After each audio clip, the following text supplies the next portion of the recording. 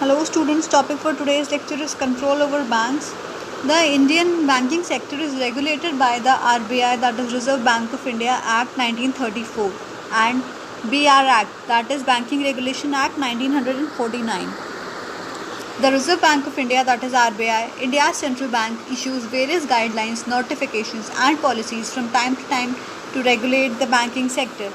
In addition, the Foreign Exchange Management Act FEMA 1999 regulates cross-border exchange transactions by the Indian entities, including banks.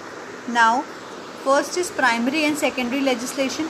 India has both private sectors, which include branches and subsidiaries of foreign banks, and the public sector banks, that is, banks in which the government directly or indirectly holds the ownership interests.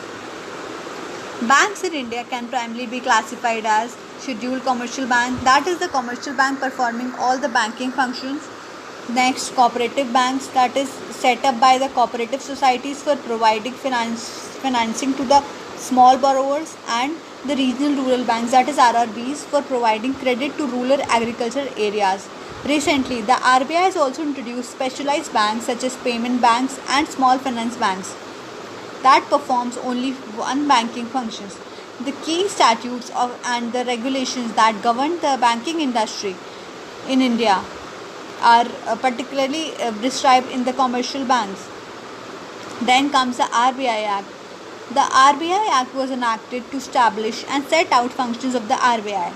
It grants the RBI powers to regulate the monetary policy of the India and lays down a constitution, incorporation, capital, management, business and functions of the RBI.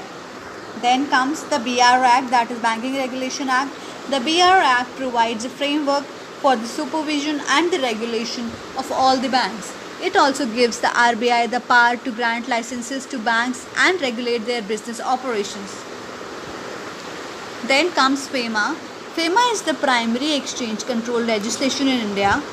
FEMA and the rules regulate cross-border activities of a bank. These are administered by the RBI.